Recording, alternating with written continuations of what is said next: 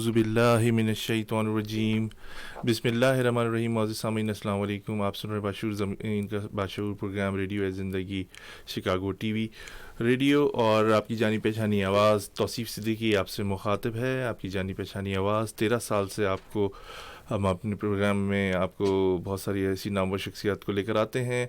ان کی سحر کن گفتگو سے آپ بھی فائدہ اٹھاتے ہیں, اور ہم بھی پوری کوشش ہوتی ہے اس پہ عمل کریں اور ان سے فائدہ اٹھائیں.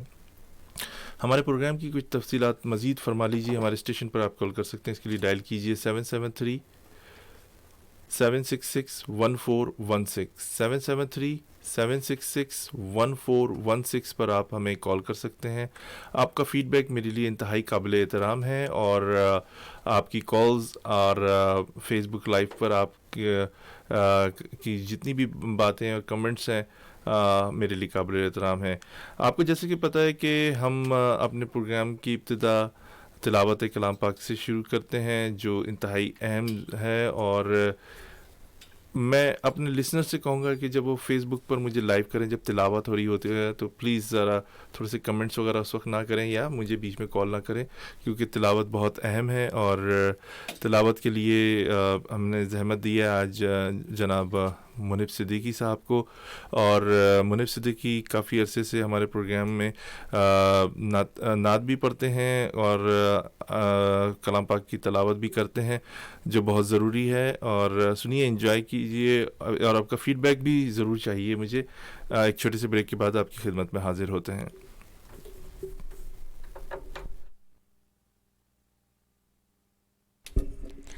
اعوذ باللہ من الشیطان الرجیم بسم اللہ الرحمن الرحیم انا انزلناه في ليلة القدر وما ادراك ما ليلة القدر ليلة القدر خير من 1000 شهر تنزل الملائكة والروح فيها بإذن ربهم من كل أمر سلام هي حتى مطلع الفجر صدق اللہ العظیم. جزاک اللہ منیب صدیقی کہ آپ نے اپنی خوبصورت آواز میں تلاوت کلام پاک پیش کی. آپ کا بہت شکریہ. اگلے اتوار کو آپ کو اسی طرح زحمت دیں گے. اور آپ کو بتاتے چلیں کہ ہم اپنے مقامی لوگوں کو بھی کافی پروموٹ کرتے ہیں, اور اسی سلسلے میں جہانگیر خان کمیونٹی کی ایک نامور شخصیت ہیں اور نامی گرامی آدمی ہیں, یعنی کمیونٹی کا ہر کوئی آدمی جانتا ہے. اپنی آواز میں ایک کلام پیش یہ ہے, سنیے, انجوائے کیجیے. ایک چھوٹے سے بریک کے بعد آپ کی خدمت میں حاضر ہوتے ہیں. یہ آپ کا اپنا پروگرام ریڈیو ہے زندگی ٹی وی ہے, اور داد ضرور دیجیے, کمنٹ ضرور کیجیے. یہ آپ کا اپنا پروگرام ہے. بہت شکریہ.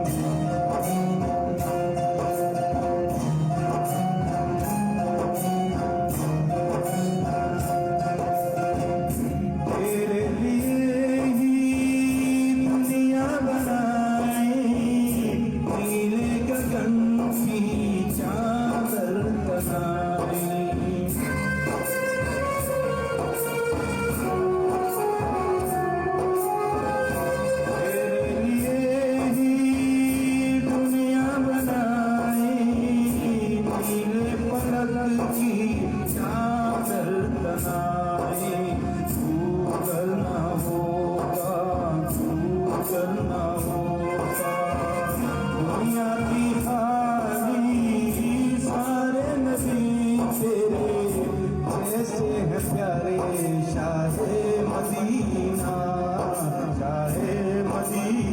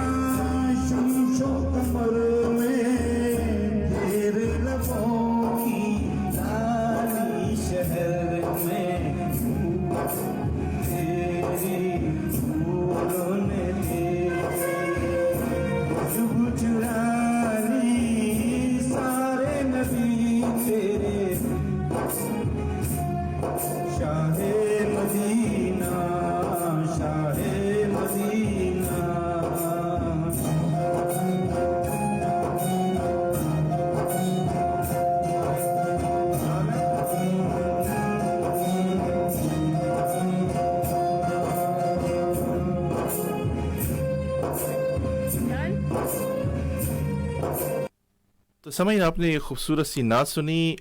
جہانگیر خان نے خصوصی طور پر آپ کے لیے یہ ہمیں لنک بھیجا تھا اور آپ کو یقیناً یہ پسند آئی ہوگی. آپ کا فیڈ بیک میرے لیے ہمیشہ سے قابل احترام ہے اور رہے گا.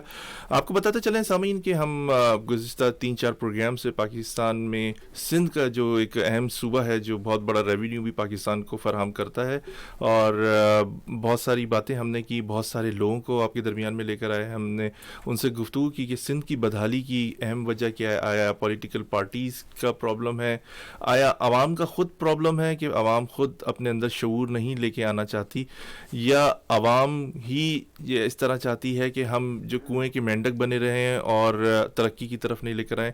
کیا ہمیں ایک ایسا سسٹم دے دیا گیا ہے جس کے میں ہم وہیں رہیں گے اور وہیں مریں گے, ہم آگے نہیں بڑھ سکتے؟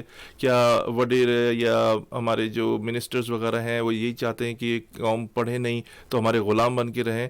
بہت سارے لوگوں نے مجھے کہا کہ آپ ہیلتھ منسٹر کو لے کر آئیں, ایجوکیشن منسٹر کو لے کر آئیں, لیکن ان کو لے کے آنے کا فائدہ کیا ہے؟ 1947 سے ہم ان سب کو دیکھ رہے ہیں, لیکن ان کی کارکردگی کیا ہے؟ ان کو ایک سیٹ اپ دے دیا جاتا ہے, تھوڑے دن کام کرتے ہیں, 3 سال پیسے بناتے ہیں, اپنی تنخواہیں اٹھاتے ہیں اور وہ چلے جاتے ہیں. ایک سسٹم جو اسٹینڈرڈ ہے لیول کا ایجوکیشن کا یا ہیلتھ کا, اس پر کوئی خصوصی توجہ نہیں دی گئی. اسی سلسلے میں پاکستان کے معروف ہم نے پرویز ہارون صاحب کو زحمت دی ہے, ڈائریکٹر پاکستان فاؤنڈیشن اسکول ہیں اور پریزیڈنٹ پرائیویٹ اسکول ایسوسیشن ہے. ان سے بھی گفتگو کریں گے اور پوچھیں گے کہ کیا وجہ ہے کہ سندھ میں تعلیم کا جو شعبہ جو انتہائی اہم ہے, کسی بھی ملک کی ترقی کے لیے تعلیم ایک کلیدی کردار ادا کرتی ہے, کیا وہ وجوہات ہیں کہ تعلیم کی جو معیار ہے وہ اسٹینڈرڈ لیول پہ نہیں ہے؟ السلام علیکم پرویز ہارون صاحب. ہیلو ہیلو جی پرویز صاحب آپ کو آواز آ رہی ہے؟ ہیلو السلام علیکم پرویز صاحب, آپ کو آواز آ رہی ہے؟ جی آ رہی ہے. جی بہت شکریہ پرویز ہارون صاحب کہ آپ نے ہمارا پروگرام اے زندگی ریڈیو ٹی وی جوائن کیا. سر میں آپ سے گفتگو کروں گا پاکستان کی اور سندھ جو اہم صوبہ ہے صرف اس پر ہم آج کل بات کر رہے ہیں. تو سندھ کی تعلیم کی جو صورت حال ہے وہ اتنی گمبھیر کیوں ہے؟ کیوں اس میں اچھی پیش رفت یا اسٹینڈرڈ جو امریکن لیول یا برطانوی لیول کے اوپر, یا میں یہ کہوں گا کہ پڑوسی ملک کے لیول تک بھی کیوں نہیں آ پا رہا؟ کیا وجوہات ہیں بیسک اس میں؟ صاحب یہ تو خیر بڑا مذاق ہو جائے گا اس کو اگر ہم برطانیہ یا امریکہ سے کمپیئر کریں سندھ کے ایجوکیشنل سسٹم کو اس وقت کہ بے انتہا تعلیم اس وقت سمجھتے ہیں کہ توصیف صاحب ہمارا سماجی یا معاشرتی مسئلہ نہیں ہے نہ معاشی مسئلہ ہے, یہ اس وقت ہمارا نیشنل سیکیورٹی کا مسئلہ ہے. جی جی اور یہ بات کو میں شاید اس میں زور دیتا ہوا کہوں کہ شاید آپ کے علم میں بھی ہو, اور میں اپنے سامعین کو جو سننے والے ہیں ان کو بھی یہ بات بتاتا چلوں کہ Pakistan is the youngest nations of the world. جی جی کہ وہ ینگیسٹ نیشن میں شمار ہوتا ہے کہ ہماری جو 64% آبادی ہے وہ 30 سال یا 30 سال سے کم عمر کی ہے, اور 29% آبادی ہماری 15 سے یا 29 سال کے درمیان میں ہے. اور پاکستان کے مستقبل کا انحصار اس بات پر ہے کہ جناب ہم ان نوجوانوں کو کس طریقے سے تعلیم کے مواقع فراہم کرتے ہیں. اگر ہم نے ان کو مواقع فراہم نہیں کیے تو پھر سمجھ لیں کہ دشمن ان کے ہاتھ میں منشیات اور اسلحہ تھما دے گا, اور ہمارے پاس یہ بے ہنر, بے روزگار اور فرسٹریٹڈ نوجوان ہماری سمجھ لیں تباہی کا باعث بن جائے گا کامیابی کی بجائے. اب رہا تعلیم کا جو آپ کا سوال تھا اس پر میں آتا ہوں کہ اب یہاں پر سمجھ لیں کہ لیک آف ول ہے. ایسا نہیں ہے کہ اگر کیا جائے تو دیکھیں گورنمنٹ جو پبلک سیکٹر ہے, اصل میں تو آرٹیکل 25A جو آئین کا ہے ہمارا وہ کہتا ہے کہ 5 سے 16 سال تک کے جو بچے کی بنیادی تعلیم ہے وہ گورنمنٹ کا کام ہے دینا, اور گورنمنٹ بالکل ناکام ہے اپنے اس کام کو دینے کے لیے. اور شاید آپ کے علم میں ہو کہ کراچی بالخصوص سندھ کا جو شہر ہے, کیپٹل آف دا سندھ ہے, اس کے اندر 70 سے 80% یہ کام پرائیویٹ سیکٹر کر رہا ہے اور 20% یہ کام گورنمنٹ اسکولز کر رہے ہیں. اچھا گورنمنٹ اسکولز کے اندر بھی میں آپ کو بتاؤں سندھ کے اندر اس وقت تقریباً 45,000 گورنمنٹ اسکولز ہیں. ان 45,000 گورنمنٹ اسکولز کے اندر سے توصیف صاحب یہ بات آپ کو بڑی جان کر حیرانی ہوگی 36,000 اسکولوں میں الیکٹریسٹی نہیں ہے. واہ اچھا. 20,000 اسکولز میں ٹوائلٹس نہیں ہیں. آپ کو 24,000 اسکولز میں جی جی آپ کو مزے کی بات آپ بات اپنی کنٹینیو کریں اور پھر میں اس کے بعد ایک اہم بات آپ سے کروں گا, اس پہ ہم گفتگو کریں گے. جی بولیے, آپ بہت ہی آپ کو ایک حیران کن بات بتاؤں گا. جی اچھا, اور 24,000 اسکول میں یعنی کہ تقریباً جو 50% بن جاتا ہے ڈرنکنگ واٹر کی فیسلٹیز نہیں ہیں, اور 22,000 کے لگ بھگ جو 41% بنتا ہے اسکولز کے اندر باؤنڈری وال ہی نہیں ہے. باؤنڈری وال کا مطلب یہ ہے کہ سمجھ لیں کہ ان بچوں کی آج کل کے حالات سندھ کے اندر شاید آپ کے علم میں ہیں, کراچی کے اندر حالات لائن فورسز ایجنسیز ہمارے خیر کام کافی کر رہی ہیں, اس کے باوجود لائن آرڈر کی جو سچویشن ہے کراچی میں سندھ کے اندر وہ اتنی اچھی نہیں ہے, بالعموم پاکستان میں بھی. اور اس کے اندر باؤنڈری وال ہی نہیں ہے تقریباً 41% اسکولز کے اندر. تو یہ اس کے گو کہ ابھی ہمارے جو ایجوکیشنل منسٹر ہیں سید سردار علی شاہ صاحب نے ان کے ایک اقدام کو ہم بہت زیادہ سراہتے ہیں کہ انہوں نے اپنی بچی کا ایڈمیشن گورنمنٹ اسکول حیدرآباد میں کروایا. زبردست. چلیں اور میں کہتا ہوں کہ تمام منسٹر یہ ایک اچھا ایشو بنا, ایک اچھا انیشیٹو ہے جس کو اپریشیٹ. اور تمام میں تو یہ کہتا ہوں کہ گورنمنٹ اگر ایک کام یہ کر دے کہ اپنے تمام بچوں کو جو منسٹرز ہیں جتنے ان کے سرکاری عہدیداران ہیں بیوروکریٹس ہیں ان کو ایک لازم کر لے کہ اپنے بچوں کو سرکاری اسکول میں پڑھانا ہے, تو توصیف صاحب میں کہہ رہا ہوں تعلیم کا نظام خود بخود ٹھیک ہو جائے گا. زبردست, بہت اچھی بات کی پرویز ہارون صاحب. آپ نے جس طرح ابھی عرض کیا کہ یہاں پر میں آپ سے جو گفتگو کروں بڑا اہم آپ سے بات کر رہا ہوں کہ یہاں پر ہر سال ہر تھوڑے تھوڑے دنوں کے بعد ہر تھوڑے تھوڑے دنوں مہینوں کے بعد فنڈ ریزنگ ہوتی ہے اسی نام پر, اور غریب غرباؤں کی تصویر بیچاروں کی دکھائی جاتی ہے کہ پانی کی قلت ہے ان کے شہر میں, تعلیم کی قلت ہے ان کے شہر میں, اور مختلف چیزیں, اور انتہائی غربت بچوں کو دکھایا جا رہا ہے, کچرے سے چن رہے ہیں, کاغذ اور فوڈ کی تلاش کر رہے ہیں. اور یہاں سے امریکہ سے فنڈنگ کی جاتی ہے, وہ پتہ نہیں پھر کہاں لگ رہی ہے. جس طرح آپ نے بتایا کہ ٹوائلٹس نہیں ہیں, دیواریں نہیں ہیں, تعلیم کا فقدان ہے, زمین پہ بیٹھ کے بچے پڑھ رہے ہیں, تو وہ پیسے کہاں جا رہے ہیں. یہ میں پوری دنیا میں اوورسیز پاکستانی جو ہے ان سے مخاطب ہوں کہ کم از کم اپنی ڈونیشنز دیتے ہوئے یہ ضرور سوچیں کہ جا کہاں رہی ہے. آیا حقدار لوگوں کو مل رہی ہے, یا آیا صرف تصویری مجاہد بنے ہوئے ہیں اور تصویریں کھنچوا کے یا نام دے کے کہ بھائی میری طرف سے $2,000 میری طرف سے $10,000, وہ آیا حقدار کو بھی مل رہے ہیں نہیں مل رہے ہیں. میں اپنے جس شہر میں بیٹھا ہوا ہوں گزشتہ 22-23 سال سے میں یہ فنڈ ریزنگ دیکھ رہا ہوں, اور یہ پاکستان میں تو صورتحال چاہے ہیلتھ کی ہو چاہے ایجوکیشن کی ہو وہ بدتر سے بدتر ہوتی جا رہی ہے. بہت شکریہ پرویز ہارون صاحب. پرویز صاحب یہ بتائیے کہ پاکستان میں جس نے آپ نے کہا کہ ہیلتھ منسٹر صاحب نے ایک روایت قائم کی اور ایڈمیشن کروایا اپنی بچی کا, آپ یہ بتائیے کہ عوام کیا کر سکتی ہے؟ کیا عوام میں بھی واقعی تعلیم حاصل کرنے کا شعور ہے، یا تعلیم اتنی مہنگی ہے کہ ان کی دسترس سے باہر ہے؟ کیا کہیں گے اس بارے میں آپ؟ توحید صاحب دیکھیں، میرا گزشتہ 24 سال سے ایجوکیشنل سیکٹر سے واسطہ ہے، مختلف اسکول سے، دیگر ہیں یہاں پر، اور پرائیویٹ اسکولز ایسوسی ایشن سے میرا تعلق ہے. تو میں یہ بڑی ذمہ داری سے بات کہہ سکتا ہوں کہ عوام میں بچوں کو تعلیم دلوانے کا اپنا شوق بھی ہے اور رجحان بھی ہے. اور مجھے یہ بات کہہ لینے دیجیے، بہت ذمہ داری سے یہ بات میں کہہ رہا ہوں کہ پرائیویٹ سیکٹر میں لوگ اپنی مدد آپ کے تحت یہاں اسکولز چلا رہے ہیں، اور 80% سے زیادہ اسکولز کی میں بات کرتا ہوں، اور وہ یہ ہے کہ وہ 1000 یا اس سے کم فیس لے رہے ہیں منتھلی. زبردست. 80% سے زائد اسکول کراچی کے اندر میں بات کر رہا ہوں. آپ نے کچھ دنوں پہلے دیکھا ہوگا سوشل میڈیا پر اسکولز کے حوالے سے بھی کہ ہائی فیسز، دیگر فیسز، وہ صرف اور صرف میں کہہ رہا ہوں 2 سے 3% اسکولز ہیں جو ایلیٹ اسکولز ہیں، یا جہاں پر سمجھ لیں کہ ایشو جو ہے وہ کوالٹی آف ایجوکیشن کا نہیں ہے بلکہ لگژریس ایجوکیشن کا ایشو ہے. یہ صرف یہ 2-3%، بالکل یہ 2-3% اسکولز ہیں. گورنمنٹ اپنے ایک بچے پر جو خرچ کر رہی ہے وہ 7,960 روپے کر رہی ہے، اور 7,960 روپے ایک بچے پر منتھ خرچ کرنے کے باوجود بھی پور کوالٹی آف ایجوکیشن ہے.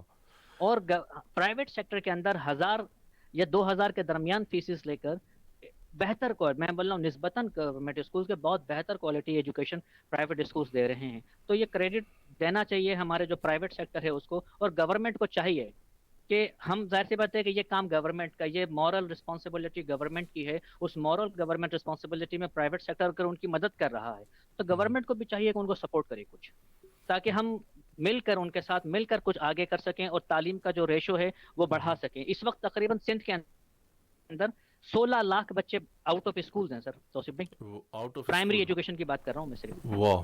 آؤٹ آف اسکولز بچے 16 لاکھ ہیں سندھ کے تو اندر. پرویز ضرور صاحب یہ 19 بتائیے لاکھ بچے جو مڈل، کہ آپ جیسے لوگوں نے، یا جو ایجوکیشن منسٹرز ہیں یا ایجوکیشن ڈپارٹمنٹ کے جو لوگ ہیں، کوئی انہوں نے ہنگامی بنیاد پہ کوئی ماسٹر پلان بنایا کہ ان چیزوں میں بہتری آ سکے؟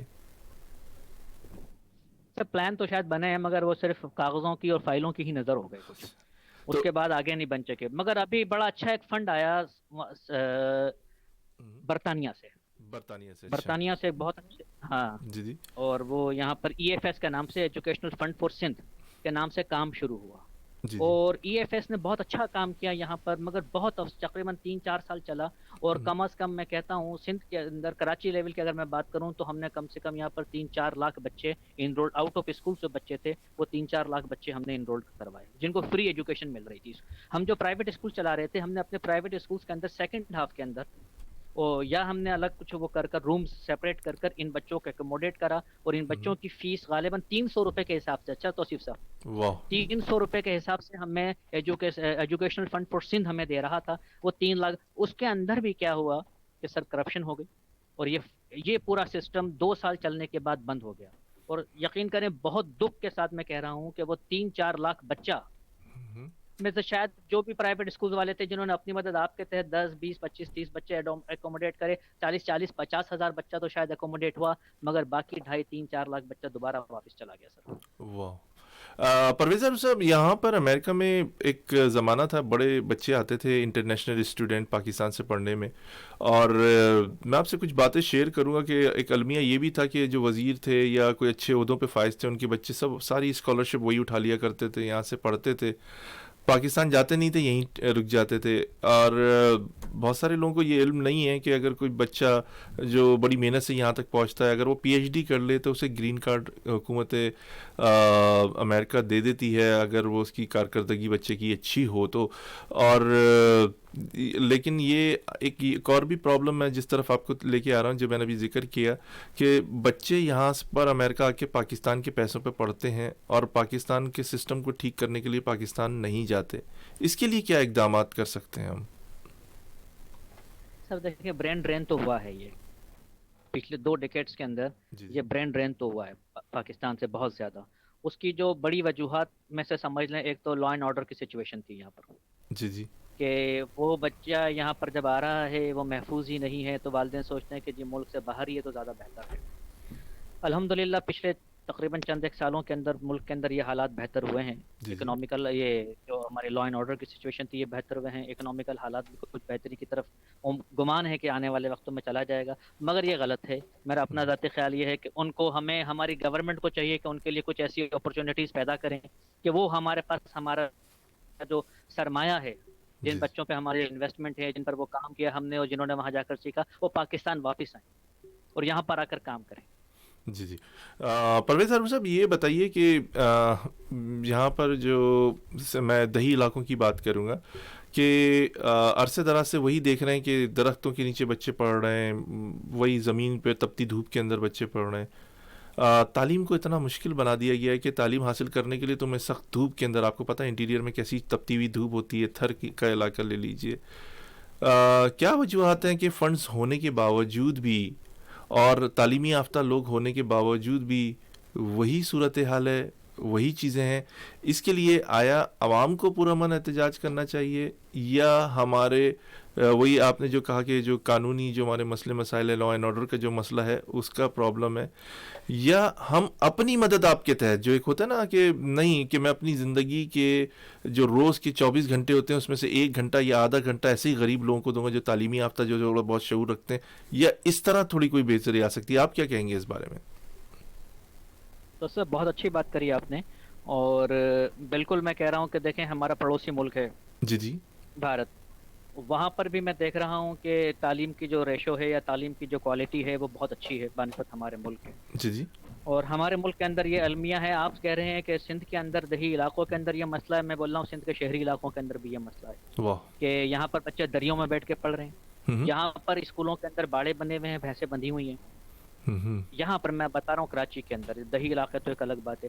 دیکھیں پہلی بنیادی وجہ تو شاید آپ کے علم میں بھی ہو کہ دنیا کے توصیف صاحب 195 ممالک میں نا جی 180 ملک کا تعلیمی بجٹ پاکستان سے زیادہ ہے. واہ. پاکستان کا نمبر 181واں آتا ہے. 181. تو اب اس سے 181واں نمبر ہے ہمارا بجٹ کے لحاظ سے، ایجوکیشنل بجٹ کے لحاظ سے. تو اس میں ایک بات تو بہت کلیئر ہو جانی چاہیے کہ ہم ایجوکیشن کو کہاں رکھتے ہیں، یا ہماری کس پریورٹی پر ایجوکیشن ہے، یہ ہمیں اندازہ ہو گیا ہے کہ گورنمنٹ کے پاس ہمارے پاس وہ نہیں ہے. اسی طریقے سے اب جو فنڈ آ رہا ہے میرا نہیں خیال کہ وہ فیئر ہینڈز کے اندر آ کر یوز ہو رہا ہوگا. مگر کچھ این جی اوز ہیں بہت اچھی کام کر رہی ہیں. یہاں پر ٹی سی ایف ہے بہت اچھا کام کر رہا ہے. جی the Citizen Foundation. The Citizen Foundation بہت نو ڈاؤٹ ہے، بہت اچھا کام کر رہا ہے. اگر کوئی انہیں فنڈنگ کر رہا ہے، کوئی انہیں ریز کر رہا ہے، تو میں کہوں گا کہ ہونا چاہیے انہیں. بہت اچھا کام کرتا ہے. ایک دفعہ میں آپ سے شیئر کروں، جب مریم نواز شریف صاحبہ یہاں آئیں تو مشیل اوباما سے انہوں نے بات کی ایجوکیشن کے متعلق، تو انہوں نے فوراً مینشن کیا تھا یہ نام کہ ٹی سی ایف ایک اچھا کام کر رہی ہے. میرے خیال میں پاکستان میں یہ مینشن ہوا ہے نام ویسے، اور دعا ہے کہ وہ واقعی پاکستان کے لیے اچھا کام کر رہے ہوں گے. پرویز عارف صاحب یہ بتائیے کہ پاکستان کے میں جو لوگوں کا جو شعور ہے تعلیم کے حوالے سے، وہ دیکھنے میں یہ آ رہا ہے کہ جو بچے جو ہیں پاکستان کے، انہوں نے بہت زیادہ انجینئرنگ کر لی، یا جو میں شہری علاقوں کی بات کر رہا ہوں کیونکہ تعلیم بڑی مشکل چیز بھی ہے اور کافی مہنگی بھی ہے، انجینئرنگ کر لی یا اس سے آگے ماسٹرز کر لیا، ریسرچ پہ نہیں جاتا ہے. جس طرح امریکہ میں ریسرچ بہت ہے، ہر چیز کی ریسرچ ہے، ایسی ایسی چیزوں پہ ریسرچ ہے جس کا آپ تصور نہیں کر سکتے. اگر ہم پاکستان میں کسی کو کوئی مسئلہ ہو جائے تو ہم سندھ سے لے کے خیبر پختونخوا تک دیکھیں تو نہ وہ کوئی ایسا آدمی ہمیں ملے گا جس نے اس بارے میں ریسرچ کی ہوئی ہوگی. ابھی تھوڑے دنوں پہلے میرے ایک ایجوکیشن ڈپارٹمنٹ سے ایک صاحب سے ملاقات ہوئی جو امریکن تھے. وہ یہاں مشیگن لیک ہے اس کی مٹی پر ریسرچ کرنے کے لیے آئے کہ اس کی مٹی کس قسم کی ہے، کیا وجوہات ہیں، کیا چیزیں ہم یہاں سے حاصل کر سکتے ہیں. کیا ایسا کوئی ہمارے ملک میں بھی کوئی اس طرح کا کوئی انتظام ہے کہ ریسرچ ہونی چاہیے، یا اداروں کی کمی ہے یا فنڈز کی کمی ہے؟ اس کی کیا وجہ ہے؟ سر بالکل توصیف صاحب ایسا ہی ہے کہ ریسرچ ہونی چاہیے، اور یہاں سمجھ لیں کہ یہ ریسرچ کا بہت بڑا فقدان ہے. جی یہاں پر ریسرچ نام کی بہت آپ کو بہت شاذ و نادر چند ایک لوگ یہاں ریسرچ ڈپارٹمنٹ میں ملیں گے. ایک تو یہاں وسائل ہی نہیں ہے. جی ایسے وسائل ہی نہیں ہے یونیورسٹیز کے اندر. ایک بہت افسوس کے ساتھ اور بڑی شرمندگی کے ساتھ یہ بات مجھے کہنی پڑتی ہے کہ دنیا کی ٹاپ 500 یونیورسٹیز کے اندر ہماری کوئی یونیورسٹی نہیں ہے. کوئی یونیورسٹی نہیں. جی پاکستان کی. اس سے ایک ہی ایک اندازہ ہم لگا سکتے ہیں کہ جی یہاں ریسرچ کا کیا پوزیشن ہوگی. پھر یہاں پر جو ایک کیریئر کاؤنسلنگ نہیں ہے، بچے کو یہی نہیں پتا کہ اس وقت کیا ٹرینڈ ہے، کون سا لینا ہے، کیا نہیں کرنا. وہ تو شاید انجینئر بن جاتا ہے، اس کو اندازہ ہوتا ہے کہ میں آئے غلط فیلڈ میں آ گیا ہوں. جی انجینئر بننے کے بعد. اور پھر اس کے بعد پھر معاشی مسائل ہیں کہ اس کو سب سے زیادہ وہ آگے نہیں پڑھ سکتا, اسے کمانے کی فکر ہو جاتی ہے, اس کو پیچھے فیملی کو سپورٹ کرنا ہے. اگر ریسرچ کے لیے گورنمنٹ اگر سپورٹ کر رہی ہو کچھ تو ریسرچ ہو سکتی ہے. ظاہر سی بات ہے کہ اسے خود کمانا ہے اور کام کرنا ہے. پرویز صاحب قطع کلامی یہ ایک اور بھی تو مسئلہ نہیں ہے ہمارا کہ ہم جیسے ہی بچہ میٹرک انٹر یا بی کام یا ایس سی وغیرہ کرتا ہے تو ماں باپ بھی خود بچے پر ذمہ داریاں ڈال دیتے ہیں کہ بہن کی شادی کرنی ہے, گھر بنانا ہے, ضرورتیں پوری کرنی ہے, دوائی کا پرابلم ہے, میڈیکل ایشوز آ جاتے ہیں پیرنٹس کو. کیا یہ ایک وجہ ایسی بھی تو نہیں ہے کہ ان کی ہائر ایجوکیشن میں ایک رکاوٹ ہے؟ یہ بہت بڑی وجہ ہے توصیف صاحب, اور مین وجہ بھی یہی ہے. میں آپ سے کہوں, اگر آپ نے بالکل صحیح سمجھنے کی جگہ پر آپ نے نشاندہی کری ہے کہ مین وجہ یہی ہے کہ جیسے ہی بچہ گریجویٹ کر لیتا ہے یا ماسٹرز لیول تک پہنچتا ہے اور اس کے پاس اکنامیکل مسائل ہیں, اس کو بہن بھائیوں کو چھوٹے دیکھنا ہے کہ والدین کہتے ہیں بیٹا ہم نے تو آپ کو یہاں تک پڑھانا تھا, ہم نے پڑھا دیا, اب آپ اپنے چھوٹے بہن بھائیوں کو دیکھیں بوڑھے باپ کے ساتھ. اور پرویز صاحب یہ آپ کیا کہیں گے پولیٹیکل پارٹیز کا کتنا انٹرفیئر ہے کہ وہ تعلیم دینا چاہتے ہیں یا نہیں دینا چاہتے, جو بھی حکومت آتی ہے سندھ میں, شہری علاقوں میں ہو یا دیہی علاقوں میں ہو, کیا کہیں گے اس بارے میں آپ؟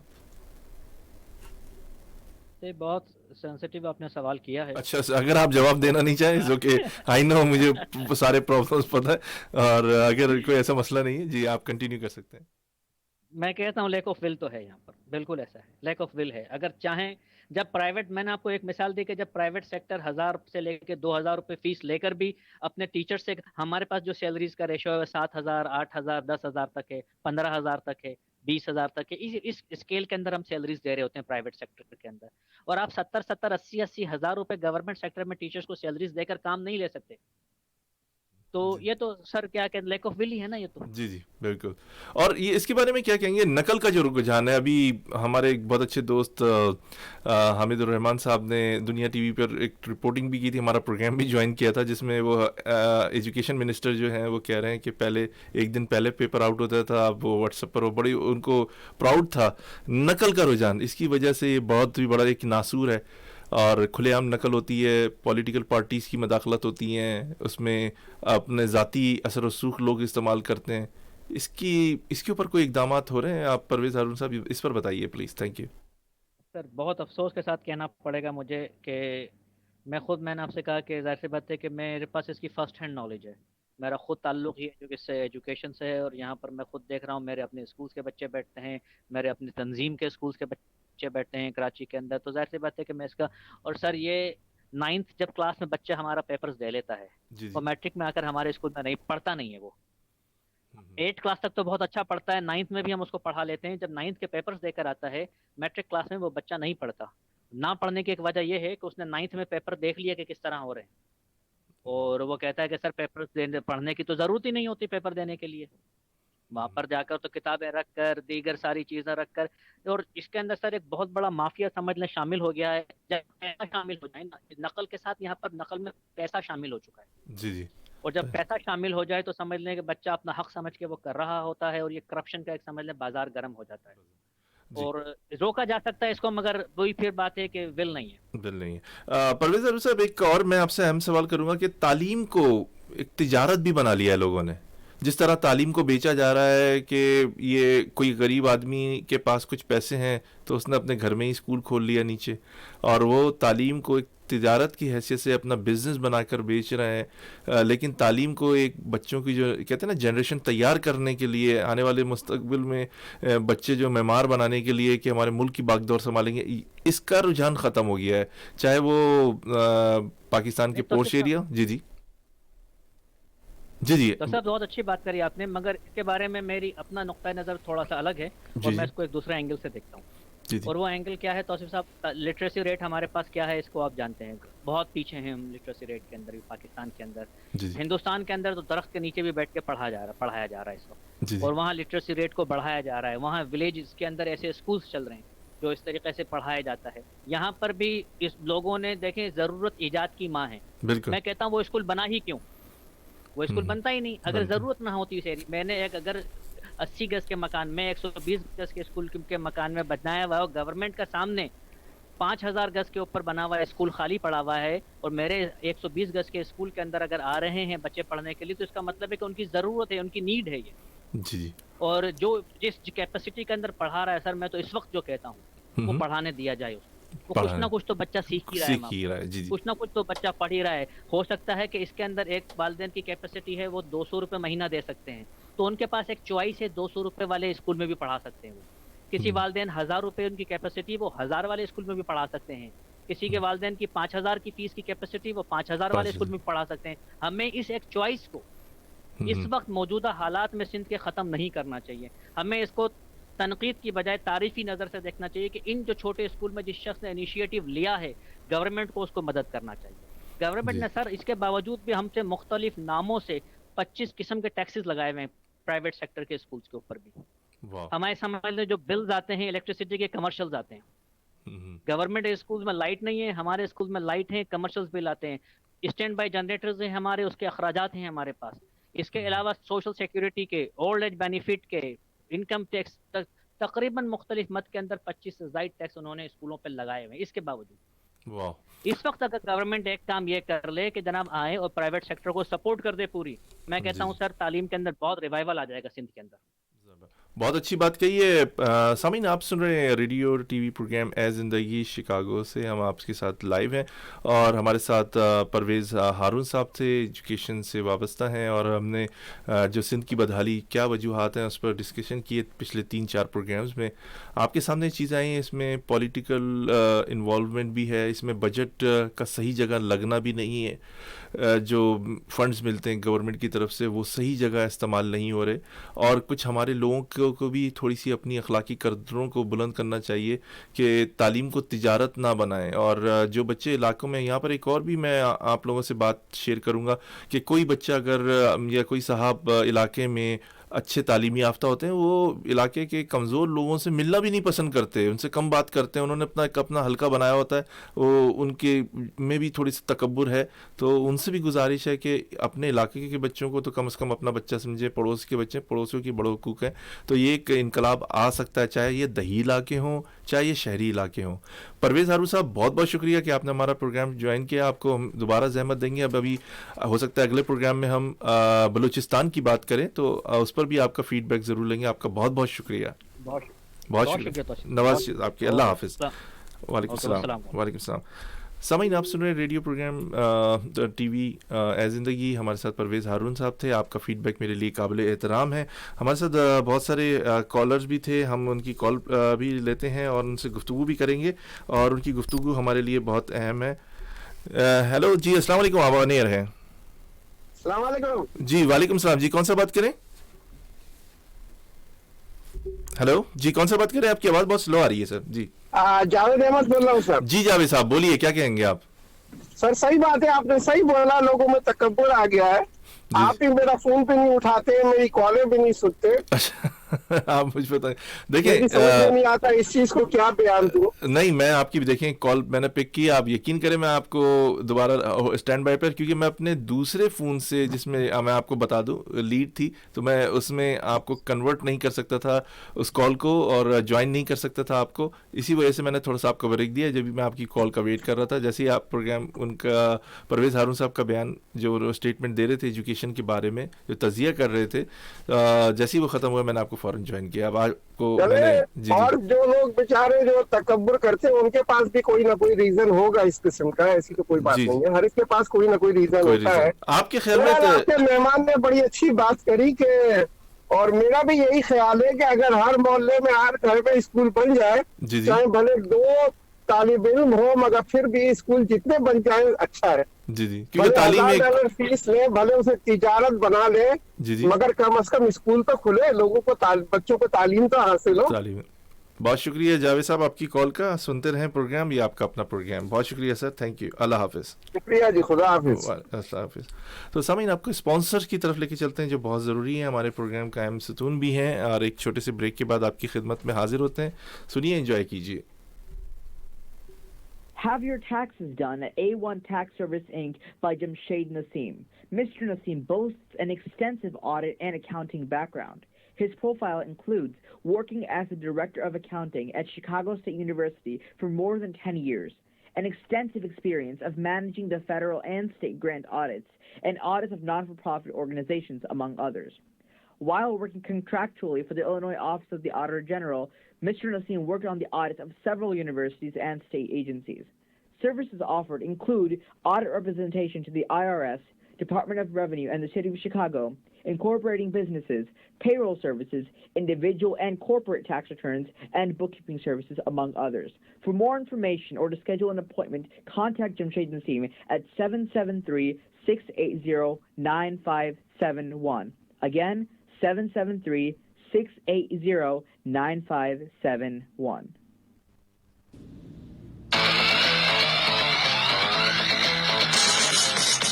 Sound and lights.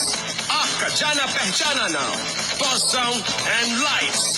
Live concert हो या फिर डीजे, गीत, गजल और दूसरी तमाम तकरीबात के लिए हमसे राब्ता करें. राब्ते के लिए Ejaz Hussain 773-313-7187. Have your taxes done at A1 Tax Service, Inc. by Jamshed Nasim. Mr. Nasim boasts an extensive audit and accounting background.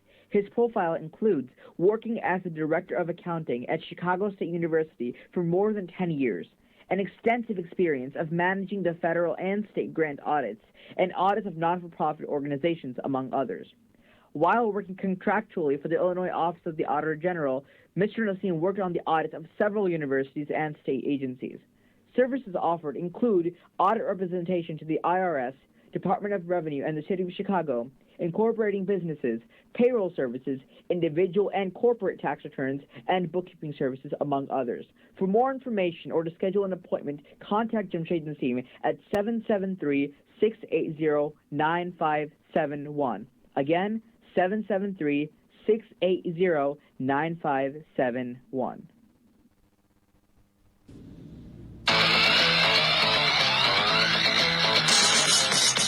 Sound and Lights. आपका जाना पहचाना नाम. Boss Sound and Lights. Live concert हो या फिर डीजे, गीत, गजल और दूसरी तमाम तकरीबात के लिए हमसे राब्ता करें. राब्ते के लिए एजाज हुसैन 773-313-7187. तो सामीन, आपने ये खूबसूरत से हमारे प्यारे से लोग इनके स्पॉन्सर सुने और इनके पास जाइए, उनको बिजनेसेस दीजिए. एजाज साहब एक नामी गिरामी नाम है और इनकी बातें, इनकी गुफ्तगू भी बड़ी अच्छी है और इनके पास बहुत अच्छा साउंड सिस्टम भी है. और साउंड सिस्टम होने के साथ साथ जिस तरह की भी आपकी कोई भी तकरीब हो, शादी भी या मिलाद वगैरह, उसमें बड़ा अच्छा साउंड सिस्टम प्रोवाइड करते हैं. तो इनके पास ज़रूर जाइए. और दूसरे जमशेद नसीम साहब के पास बड़े अच्छे आपके लिए आइडियाज़ भी हैं, एजुकेशन के हवाले से, टैक्स के हवाले से, किस तरह ब्रेक मिल सकता है आपको. जाइए इनके पास और एंजॉय कीजिए इनकी बातों से भी और इनके प्रोग्राम्स वगैरह से. आपको सामीन एक खूबसूरत सा कलाम सुनाते हैं और कलाम है शरिया रज़ा शेरी साहब का.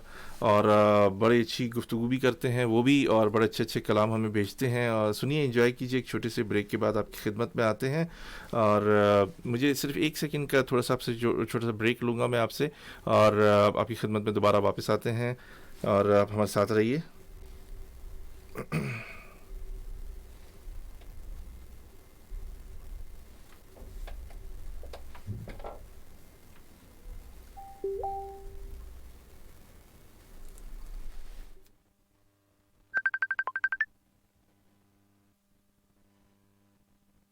अस्सलाम वालेकुम. हेलो जी, अस्सलाम वालेकुम इकरा शहाब साहिबा. हेलो जी, अस्सलाम वालेकुम. हेलो जी इकरा, अस्सलाम वालेकुम. आपको आवाज़ आ रही है हमारी? जी, इकरा हमारे साथ हैं और इकरा प्रोग्राम ज्वाइन करना चाह रही थी. आपको नात सुनाती हैं बड़ी अच्छी सी. उनको हम लाइन पर लेते हैं और उनसे नात सुनते हैं और इस रमज़ान के बारबरकत महीने में उनसे गुफ्तगू करेंगे और गुफ्तगू करने के साथ साथ एक अच्छा सा कलाम भी उनसे सुनेंगे. اقرا شہاب نے ہمارا پہلے بھی پروگرام جوائن کیا تھا اور پروگرام جوائن کرتی رہتی ہیں اور اچھی اچھی نعتیں سناتی رہتی ہیں، کیونکہ لائنز بہت زیادہ بزی ہیں میری، جس کی وجہ سے میں معذرت خواہ بھی ہوں آپ سے۔ جی اقرا آپ آن ایئر ہیں، السلام علیکم۔ ہیلو ہیلو جی السلام علیکم اقرا۔ وعلیکم السلام اقرا، آپ آن ایئر ہیں، آپ کو آواز صحیح آ رہی ہے؟ ہیلو ہیلو ہاں جی اقرا آپ کو آواز آ رہی ہے؟ تھوڑی سی لائن میں تھوڑی ڈسٹربینس ہے آپ کی نا، آواز آ رہی ہے آپ کو؟ بالکل آواز آ رہی ہے جی آپ آن ایئر ہیں، آپ اپنا کلام پیش کر سکتی ہیں۔ جی جی آپ آن ایئر ہیں۔ جی ماشاء اللہ بولیے۔ جی جی جی آپ آن ایئر ہیں، اپنا کلام سنائیے، بہت شکریہ۔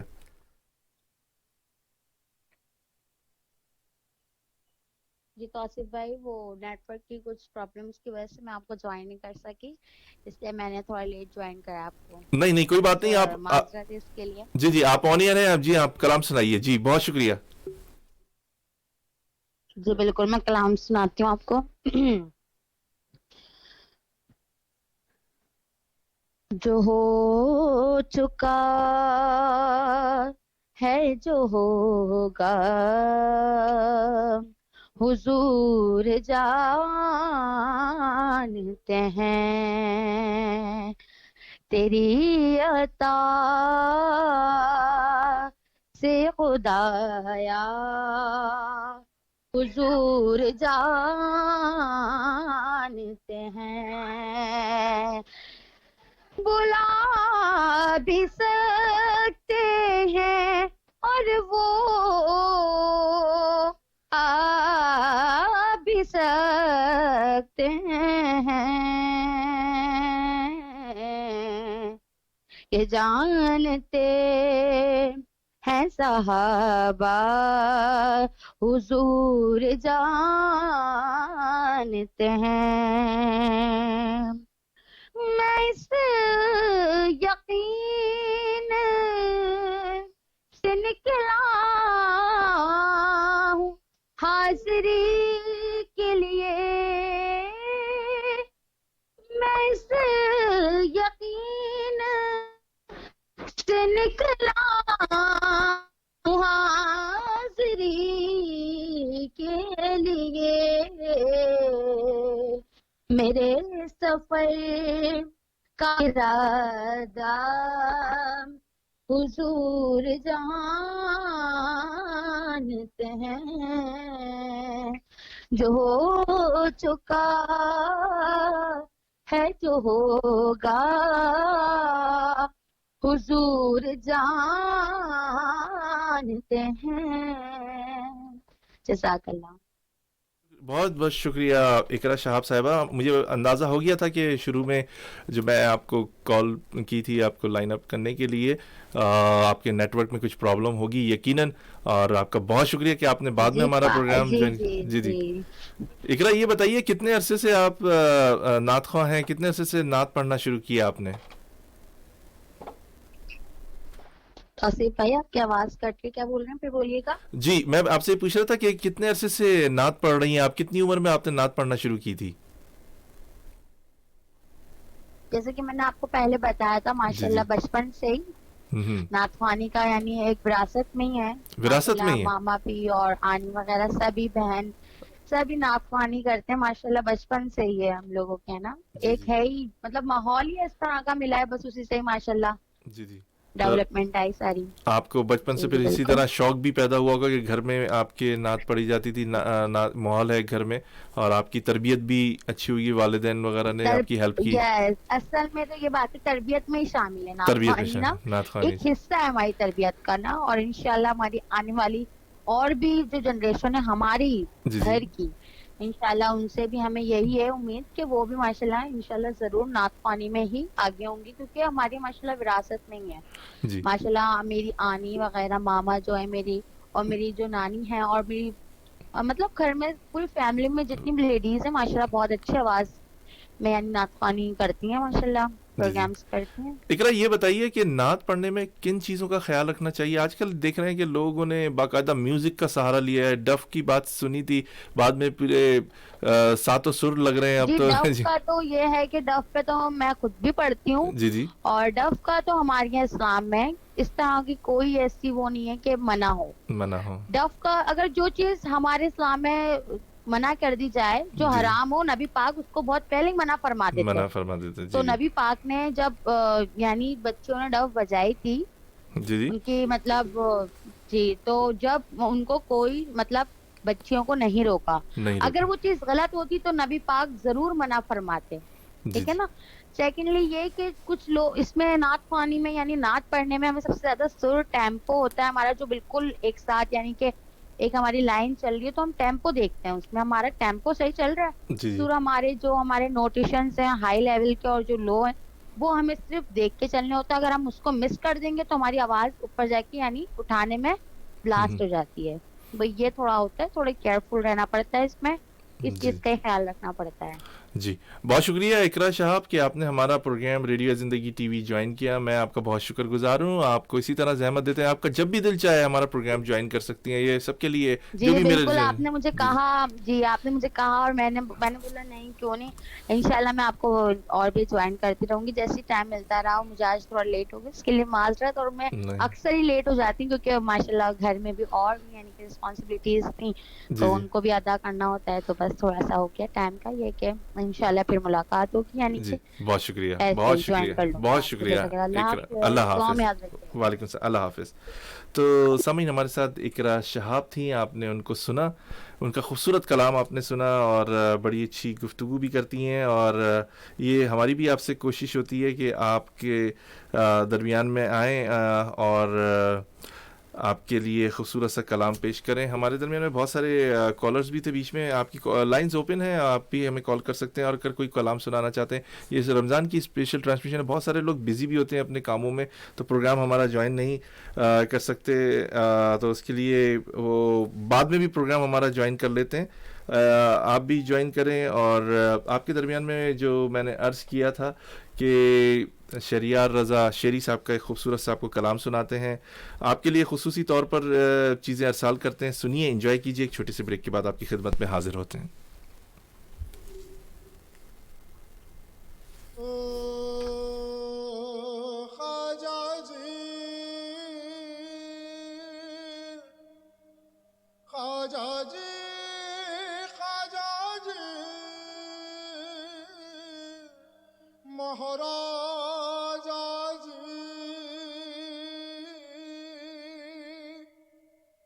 میں لجپالا دے لڑ لگیاں, میں لجپالا دے لڑ لگیاں, میرے تو غم پرے رہندے. میں لجپالا دے لڑ لگیاں, میرے تو غم پرے رہندے. میں لجپالا لڑ لگیاں, میرے تو غم پرے رہندے. میری آساں امیداں دے صدا بوٹے ہرے رہندے. میری آساں امیداں دے صدا بوٹے ہرے رہندے. کدی بھی لوڑ نہیں پیندی مینوں در در تو منگنے دی.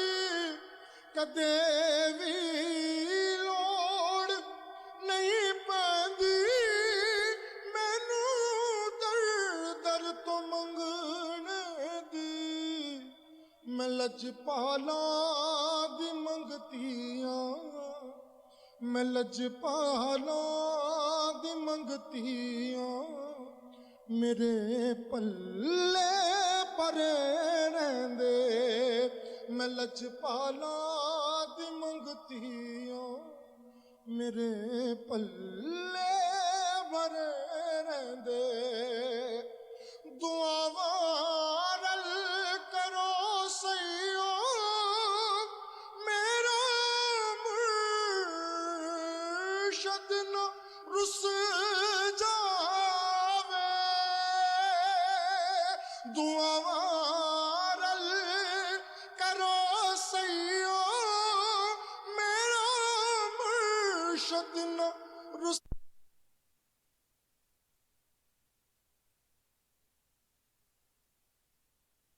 سامعین، آپ نے یہ خوبصورت سا کلام سنا اور آپ کو یقیناً پسند آیا ہوگا، اور آپ سنتے رہیں. یہ آپ کا اپنا پروگرام ہے ریڈیو اے زندگی ٹی وی شکاگو، اور ہمارے درمیان میں بہت سارے گیسٹ بھی ہیں اور ان سے بھی ہم گفتگو کریں گے. اور گفتگو کا پیمانہ یہ ہے کہ پاکستان میں بھی بڑی پرابلمس چل رہی ہیں آج کل، اور پاکستان کی جو پرابلمس ہیں وہ کسی سے ڈھکی چھپی نہیں ہیں. پرابلمس جو ہیں وہ دن بدن بڑھتی جا رہی ہیں پاکستان میں بھی اور ہمارے لوگوں میں بھی. اور یہ کہنا کہ پاکستان میں ایک اچھائی کی طرف چیزیں جو ہیں وہ کم جا رہی ہیں. خلیج کی صورتحال انتہائی گمبھیر ہوتی جا رہی ہے، اور گمبھیر ہونے کے ساتھ ساتھ وہاں پرابلم یہ بھی ہو رہی ہے کہ بہت سارے ممالک جو ہیں ان کی انٹینشن جو ہے کہیں ایسا تو نہیں ہے کہ جنگ کی طرف بات چیت چلی جائے، یا خدا نہ کرے اس کا افیکٹ پاکستان کی طرف ہو، یا جو ممالک ہیں وہ افیکٹ ہوں اس سے. اس سلسلے میں ہم نے گفتگو کرنے کے لیے پاکستان سے پرویز بخشی صاحب کو زحمت دی ہے. اور وہاں کچھ نیٹ ورک کا کچھ ایشو چل رہا ہے پاکستان میں، جس طرح اقرا شہاب نے کہا کہ پرابلم چل رہی ہے، آپ کی آواز مجھے صحیح طرح موصول نہیں ہوئی، اور میں اس کے لیے معذرت خواہ.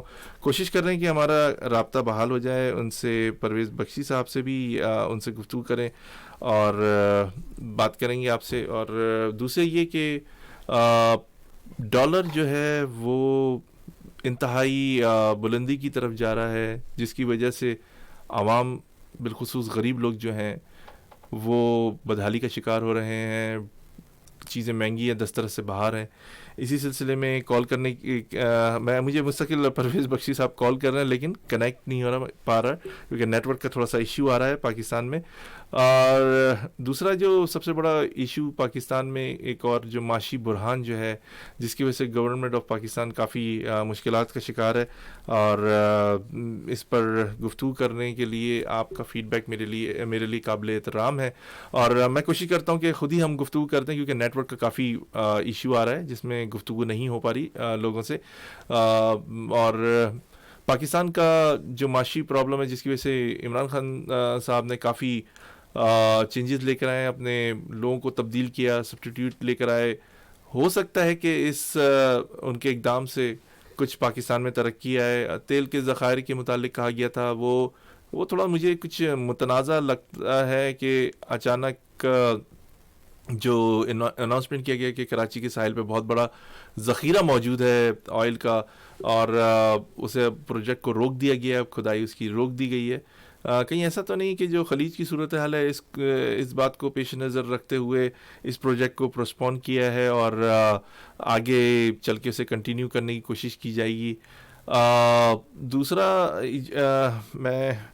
جی السلام علیکم پرویز بخشی صاحب، آپ کو آواز آ رہی ہے؟ جی آپ کی آواز کافی لائن میں ڈسٹربنس تھی، اس کی وجہ سے ہماری آپ کی گفتگو نہیں ہو پا رہی تھی. اصل میں ہاں بڑا موسم یہاں کا بڑا خراب ہے ابھی شام کے ٹائم سے. جی ابر آلود ہے، ہوا تیز چل رہی ہے کراچی میں. جی یہ پرابلم ہے. دیٹس وائی ہمارے دوسرے بھی کالرز تھے، ہمارے مہمان تھے، ان سے تجزیہ صحیح طرح نہیں ہو سکا اسی وجہ سے. اینی وے پرویز بخشی صاحب اس قلیل وقت میں آپ سے گفتگو کریں گے کہ آپ کیا کہیں گے اس بارے میں، جو خلیج کی صورتحال ہے اس پر تھوڑی سی روشنی ڈالیے. کیا صورتحال ہے وہاں پر؟ دیکھیں خلیج کی صورتحال جو ہے، اگر آپ اس کا ذمہ دار آپ کہتے ہیں کون ہے، جی تو میں تو بلا دھڑک کہوں گا، بے دھڑک کی بات کہوں گا. اس میں ہمارا سعودی عرب اور امریکہ اس کا ذمہ دار ہے، پورا رسپانسبل ہے. یہ شیعہ سنی کے نام پہ جو مسلمانوں کو قتل عام کرانا، تو اس کی بیسیکلی ذمہ داری ان کی ہوتی ہے. اور جس میں آج خلیج کے اندر جو بھکمری پریشانی ہے، لوگوں کی سیلریاں رک گئی ہیں، معیشت بیٹھ گئی ہے. پہلی بار سعودی عرب میں اور یو اے ای میں ٹیکسز کا نظام جو ہے نا پڑ گیا, ٹیکس دینا پڑ رہا. اس سے پہلے ٹیکسز نہیں ہوتے تھے, سالانہ فیسیں ہوتی تھیں صرف. اس کی وجہ صرف یہی ہے جو مہنگائی ہوئی ہے, وہ 12 ممالک نے مل کے جو حملہ کیا, اس سے جو انہوں نے بے پناہ انویسٹمنٹ کی, اسلحہ خریدا, دوسری چیزیں لیں, اس کا اصل ذمہ دار جو ہے وہ سعودی عرب ہے. سعودی عرب. جی پرویز بخشی صاحب, آپ میں بڑا اہم سوال آپ سے کرنے لگا ہوں کہ جو تیل کے ذخائر کی بات کی گئی تھی کراچی میں کہ بہت بڑا ذخیرہ موجود ہے, کھدائی بھی شروع ہوئی, روک دیا گیا معاملہ, آپ کیا کہیں گے کہ یہ خرید کی صورتحال کے پیش نظر تو اس معاملے کو پروسپون نہیں کیا گیا؟ نہیں دیکھیں, ابھی جو ریئل اسٹوری جو ہم دیکھ رہے ہیں, جی جو ابھی اس میں پیٹرول ہے نہیں, اس میں نا جو اس کی مقدار ہے نا, جی کاربن ہائیڈریٹ کی جو ان کی لینگویج ہے, اس کی جو مقدار ہے وہ 15 یا 20% ہے, جو کہ ہمارے کسی کام کی نہیں ہے. اور یہ اس سے کوئی تعلق نہیں ہے, کیونکہ جو کمپنیاں آتی ہیں نا باہر سے جو کام کرتی ہیں, جی وہ ایز اے پارٹنر آتی ہیں, ان کو اپنا انٹرسٹ کی ضرورت ہوتی ہے. ان کی بلا سے, چاہے کوئی امریکن پرو ہے یا کوئی برطانیہ کا آدمی ہے, انگلینڈ کا ہے, وہ ان کا اس سے کوئی تعلق نہیں ہے. وہ تو اپنا کام کرنے آئے ہیں, اگر ہے تو صحیح ہے, نہیں تو وہ پھر واپس چلے جاتے ہیں. ابھی انہوں نے ٹائم دیا ہے 2 دن کا اور نا, یہ تقریباً 400-500 میٹر اور جائیں گے نیچے, اگر نہیں آیا تو اس کو بند کر دیں گے, اس کو, کیونکہ اس سے زیادہ پھر یہ رسک بھی نہیں لے سکتے, مشینری ساری بلاسٹ ہو جائے گی. اس کا جو ویکیوم سسٹم ہے نا, وہ بڑا ڈینجر ہے, کیونکہ اس کا جو ویکیوم سسٹم جو ہے, جب یہ جاتی ہے مشینری اندر 5000 فٹ میں, جو اس کا سسٹم جاتا ہے وہ اتنا ڈینجر ہوتا ہے, اگر زیادہ اس میں اگر وہ خالی جگہ چلتی رہے گی تو وہ بھی خطرناک ہے. ہاں جی. تو اب یہ اس سے کوئی تعلق نہیں ہے, اس سے پیٹرول وغیرہ اس سے. ہاں ایران کو تھوڑا سا پریشانی ہو رہی ہے پاکستان سے نا, ہمارے. وہ کیا پریشانی, ذرا روشنی ڈالیے, کیا پریشانی کیا ہے ایران؟ ابھی جب انڈیا سے بھی ہمارا پرابلم چل رہا تھا تب بھی کہا گیا کہ ایران کی طرف سے اٹیک ہونے کا خطرہ ہے پاکستان کو. جی اس کی وجہ یہ ہے جناب علی, یہ جو ہمارا ایک ایگریمنٹ ہوا تھا 100 سال کا شاہ کے زمانے میں, بھٹو صاحب نے کیا تھا. بھٹو صاحب کو لایا بھی, لیکن بلوچستان کے اندر ہمارے پاس جو ہماری بلوچستان نیچے ہے, ایران اوپر ہے, جی تو اس کی لائنوں کو انہوں نے چوک کروایا تھا, اور 100 سال کا ایک ایگریمنٹ ہوا تھا. اس کے بدلے کہا گیا تھا ہم آپ کو آئل آپ کو کمپلیمنٹری دیتے رہیں گے ہر سال, جس کا کوئی ریکارڈ نہیں ہے, کچھ نہیں ہے, وہ آتا ہے پاکستان گورنمنٹ کو ملتا ہی ہے. ابھی تھوڑا سا عمران خان نے جا کے یہ کہا ہے ہماری اپنی جگہ ہے, ہم اپنے آپ جگہ کو استعمال کریں گے, جو ہمیں کہیں سے کسی ذرائع سے معلوم ہے ایز اے جرنلسٹ نا. جی تو اس بیس پہ جو ایران کا جو پیٹرول پھر آدھا رہ جائے گا, اگر پاکستان میں یہ بلوچستان کی جو جگہیں ہیں اگر ان کو ڈرل کر دیا گیا تو پھر ایران میں سے سارا کو, ایران ہائٹ پر بہت ہے اور بلوچستان نیچے ہے. ابھی ایک واٹس ایپ آیا تھا, اس میں انہوں نے بتایا تھا یہ جو ابھی اٹیک ہوا تھا انڈیا کا, اس میں پورا پروگرام تھا بلوچستان کو جو ہے نا انہوں نے کیپچر کرنا تھا ایران نے. ہاں وہاں بھی تقریباً 150-200 جہاز تیار تھے, جو کہ ادھر انڈیا کا اس کو کہا تھا اٹیک کریں گے آپ, اس کے بعد ہم پہنچیں گے وہاں پر اور ہم جا کے بلوچستان پہ کیپچر کر لیں گے, جن کے لڑکے وہاں پر ٹریننگ لے رہے ہیں. تو وہ ہماری جو اختلافات ہیں اس کی وجہ سے ایران چاہ رہا تھا بلوچستان پہ جب قبضہ ہو جائے گا تو اس کی اپنی آئل کی جو مائنز ہیں پوری, وہ اس کے قبضے میں آ جائیں گی. بیسک وجہ یہ ہے. بہت شکریہ پرویز بخشی صاحب. پرویز صاحب ایک بڑا اہم سوال آپ سے کروں گا. ایک صدا گونج رہی ہے سندھ میں, متروکہ سندھ کیا چیز ہے؟ مجھے تو تھوڑا بہت پتہ ہے, آپ سے میں سننا چاہ رہا ہوں کہ یہ ایک نئی بات سامنے آئی ہے کیا؟ آپ کنٹینیو کیجیے. جی متروک تو کہتے ہیں جو اردو کا جو لفظ ہے پرانا, متروک وہ چیز ہے جو اپنے نام سے باہر نکال, بہت سارے متروک الفاظ جو ہیں اردو سے نکالے گئے ہیں, جو جیسے کھڑے الفاظ جو ہوتے تھے. متروک وہ ہے جو ناپسندیدہ چیز کو ہٹا دیا گیا, کسی بھی ناپسندیدہ ہٹانے کو متروک کہتے ہیں اس کو, متروک کا چیز. اب یہ پوری کیا اس کا پورا جملہ ہے یہ مجھے نہیں معلوم. آخری جو آپ نے ہمیں بتایا ہے بہت دوبارہ ذرا سنائیے گا مجھے. متروکہ سندھ, کہیں ایسا تو نہیں ہے متروکہ سندھ کے کچھ تعلیمی لوگ جو ہیں جو انڈیا سے مائگریٹ کر کے آئے ہیں ان کے لیے ایک الگ متروکہ سندھ ہونا چاہیے, یا جو مقامی جو پہلے سے جو سندھی یا بلوچی رہ رہے تھے ان کا الگ ہونا چاہیے؟ کچھ پارٹیشن جیسے ٹائپ کی جو بات ہوتی ہے, یا سندھ کو اندر ایک اور ایک صوبہ بنانے کی بات کی جا رہی ہے کہ متروکہ سندھ صوبہ بننا چاہیے؟ جی میں صوبہ بننا چاہیے. جی 45 صوبے جو ہیں 45 پروونس جو ہیں وہ افغانستان میں ہیں. جی یہ صوبے تو بننا چاہیے. پنجاب میں بھی اب بن رہا ہے نا. اب بھاولپور والوں نے کہہ دیا جی ہمارا بھی بناؤ, ہماری تاریخ ہے, پہلے ایک ہی ایگریمنٹ ہوا تھا. قطع کلامی, کیونکہ کلیم کا بھی کچھ سلسلہ تھا, جو مائگریٹ کر کے لوگ آئے ان کو ان کی پراپرٹیز جو ملنی چاہیے تھی جو ان کو حق وہ نہیں ملا گیا. وہ وہی ہو نا, سندھ کے جو وڈیرے تھے نا, جی جو محکوم تھے, جو بنیوں کے تسلط میں تھے اور آزاد ہوئے. پھر اس کے بعد حالانکہ جی ایم سید نے بڑی خوبصورت بات کہی تھی, میرے والد بتاتے ہیں, انہوں نے کہا تھا جتنے بھی جائیدادیں یہاں پر ہیں وہ سب مہاجروں کو ملیں گی. اور وڈیروں نے بڑا شور مچایا تھا اس زمانے کے وڈیروں نے, تو اس نے کہا نہیں یہ سب ہمارے جو بھائی آ رہے ہیں, پڑھے لکھا طبقہ آ رہا ہے, اور وہ یہ ہماری معیشت کو مضبوط کرے گا, پنجاب کے برابر لے کر آئے گا. پنجاب میں تعلیمی معیار ہمیشہ سندھ سے اچھا رہا ہے اس زمانے میں بھی نا. پہلا اردو کا پرچہ بھی پنجاب سے نکلا ہے سب سے پہلے. جو اگر آپ تاریخ اٹھا کے دیکھیں ہندوستان اور پاکستان کی, تو جی ایم سید نے یہ بات بولی تھی, یہ جتنی بھی جائیداد, مگر ابھی جو وڈیرے ہیں نا, جو اصل میں جو کمپلیکس کا شکار جو دبے رہے نا کئی سو سال, اب ان کو یہ جو آپ نے ڈیولپ کر کے دے دیا ہے, جو پڑھا لکھا طبقہ ایک آیا تھا. سندھ کی تاریخ اٹھا کے دیکھیں, سندھ میں تو تھا کیا؟ سندھ میں تو سارا بنجر تھا, کام کوئی تھا نہیں. آج بھی جو ہاری کا جو انجام ہوتا ہے, اگر میں موبائل پہ بولوں تو لوگ آپ کی روح کانپ جائے جو وہاں پر کرتے ہیں. 30-40 ملازم رکھے ہوئے ہیں جو کھانا بعد میں کھاتے ہیں, پہلے یہ لوگ کھاتے ہیں. ہمارے یہاں تو طبقہ یہ نہیں ہے. ہمارے تو اردو اسپیکنگ کے اندر یہ ہے بھائی, پہلے اب جو نوکر ہے وہ بھی ہے, اس کا بھی اتنا ہی حق ہے کھانا کھانے میں. تو یہ وجہ صرف یہ سارا جو متروکہ جو چل رہا ہے, ایک تحریک چلی ہے ابھی نا, نئی ابھی کچھ دن سے نا. بخشی صاحب آپ کیا کہتے ہیں کہ مہاجر صوبے کا نام رکھا جا رہا ہے یا کراچی صوبے کا نام رکھیں گے اگر بنے گا تو صوبہ؟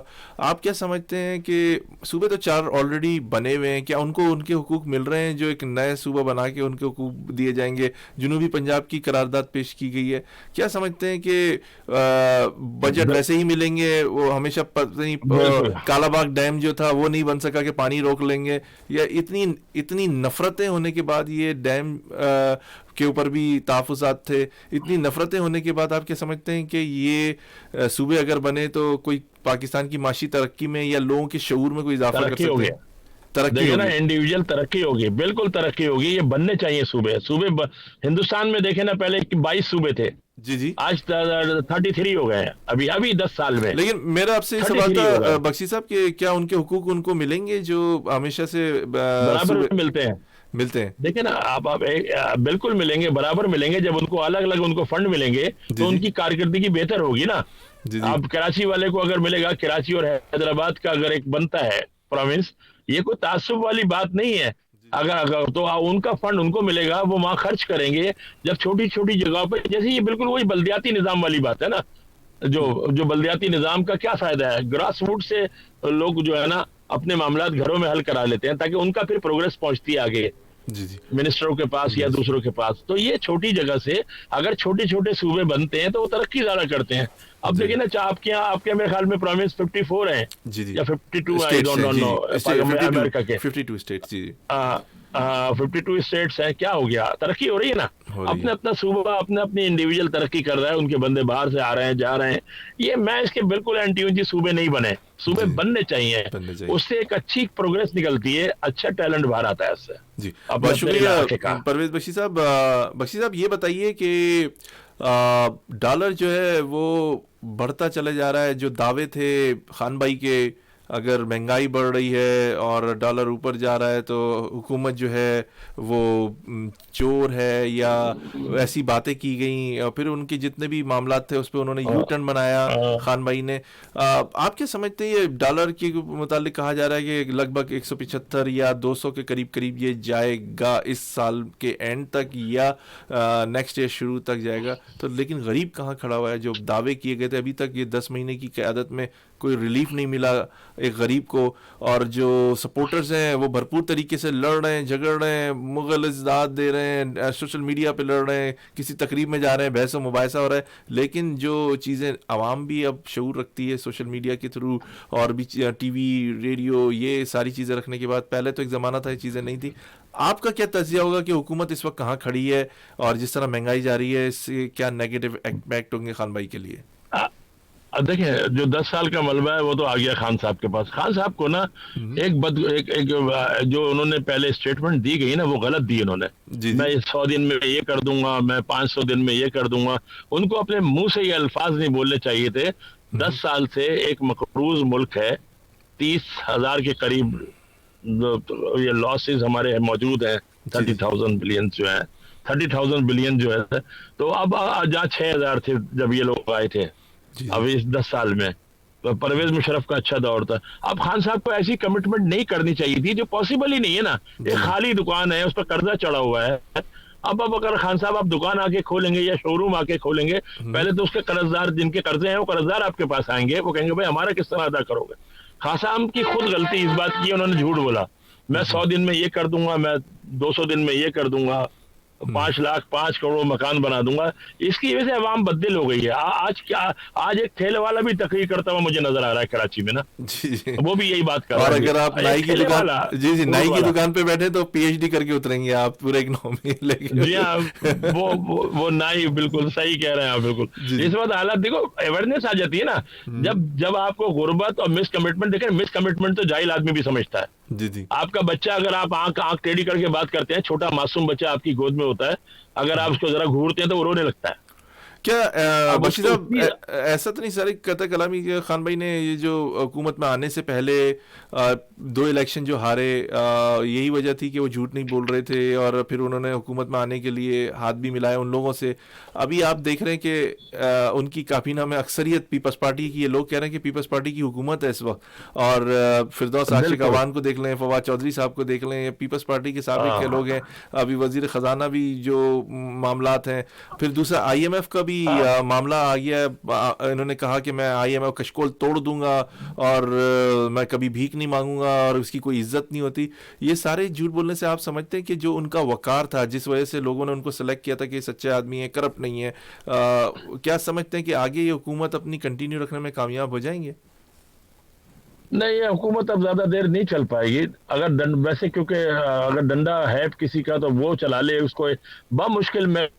میرا تو اندازہ یہ نظر آ رہا ہے 6 مہینے یا میکسیمم 8 مہینے, بس اس سے زیادہ سے زیادہ اس سے زیادہ بظاہر حالات نظر نہیں آ رہے. اور جہاں تک یہ لوٹوں کی بات آپ کر رہے ہیں نا, فردوس عاشق عوان جب نون میں تھی نا, یہ پھر ہمارے کراچی جب آئی تھی تو میں اور ہمارے ایک دوست تھے, نام نہیں لوں گا, ہمارے بڑے صحافت میں نام ہے ان کا, تو ہم نے MP ہاؤس سے لے جا کے وہاں ملایا تھا, پیپلز پارٹی میں لے جا کے نا. یہ کہہ رہی تھی مجھے ملنا ہے, مجھے اس میں آنا ہے. پھر یہ پیپلز پارٹی میں آئی, پھر یہاں سے کود کے یہ سب لوٹے ہیں سارے. عمران خان کی بدقسمتی یہ ہے اس کے پاس کوئی اپنی ٹیم نہیں ہے. وہی چور اچکے لٹیرے جو ہیں, 20 سال کی ان کی جو قیادت ہے اس میں کچھ وہ خاطر خواہ اپنے کوئی کارکنان اپنے بنا نہیں سکے. اور جو بنائے تھے جیسے فوزیہ قصوری صاحبہ جنہیں ماں کا درجہ دیا گیا تھا کہ پارٹی کی ماں ہے, کارکنان کی ماں ہے, وہ بھی بالکل سائڈ لائن ہو گئی, انہوں نے PSP جوائن کر لی. تو یہی تو ہے, بات نہیں ہے کہ خان بھائی جو ہے وہ تنہا کھڑے ہوئے اس وقت, ان کے پاس جو سراؤنڈنگ میں لوگ ہیں وہی فیصلے کر رہے ہیں, یا ان کو بتا دیا جاتا ہے کہ آپ کو یہ اسٹریٹجی پر کام کرنا پڑے گا.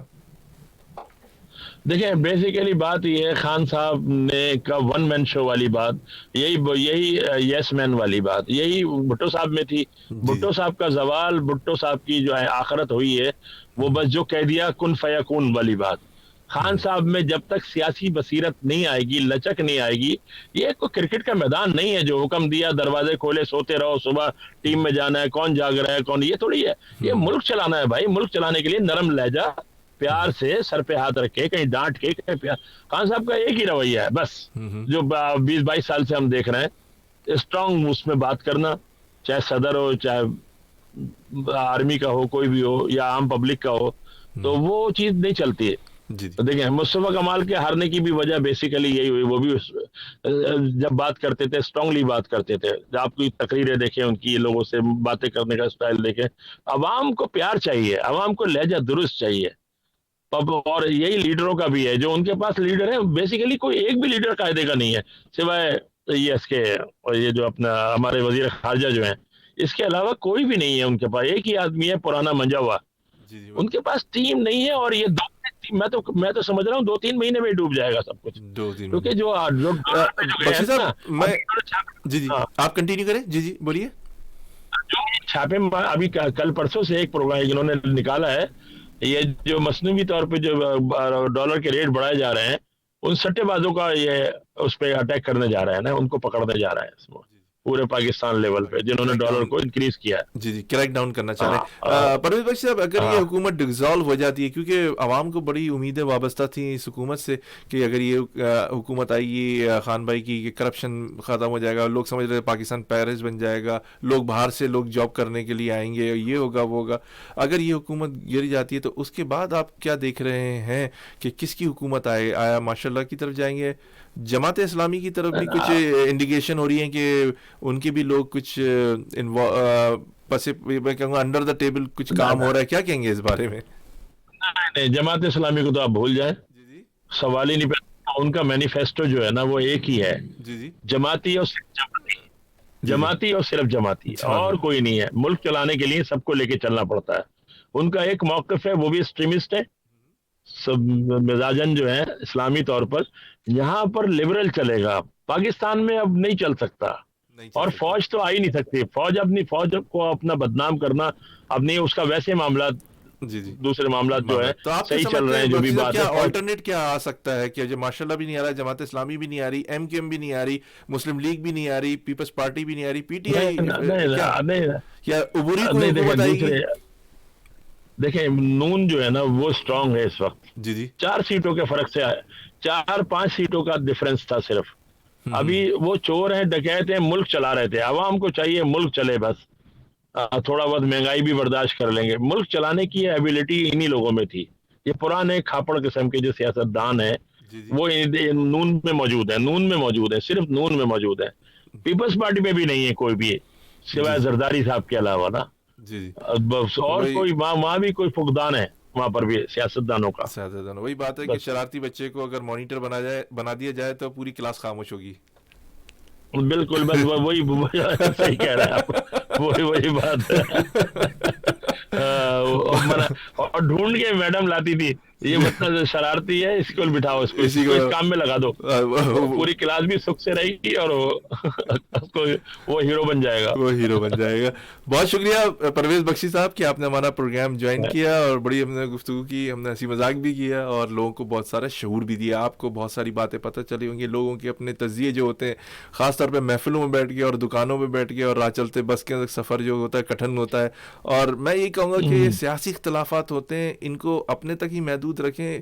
لوگوں نے ایک دوسرے سے باتیں کرنا چھوڑ دیا, لڑنا جھگڑنا شروع کر دیا کہ آپ نے عمران خان کو کیوں برا کہہ دیا, آپ نے الطاف حسین صاحب کو کیوں برا کہہ دیا, آپ نے نواز شریف صاحب کو کیوں برا کہہ دیا, یا زرداری صاحب کو یا بھٹو صاحب کو کچھ کہہ دیا.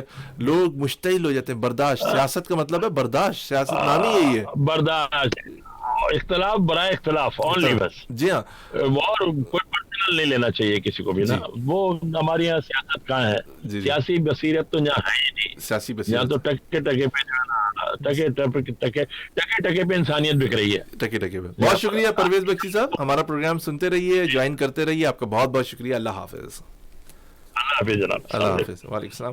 تو سامعین, ہمارے ساتھ لائن پر بہت ساری کالز بھی تھی بیچ میں, اور جاوید صاحب آپ مجھے کال کر رہے تھے, میں آپ کو کال کر لیتا ہوں, آپ ہمیں جوائن کریں. جی کیا کہنا پسند کریں گے جاوید صاحب, آپ لائن پر ہیں؟ ہیلو جی, السلام علیکم.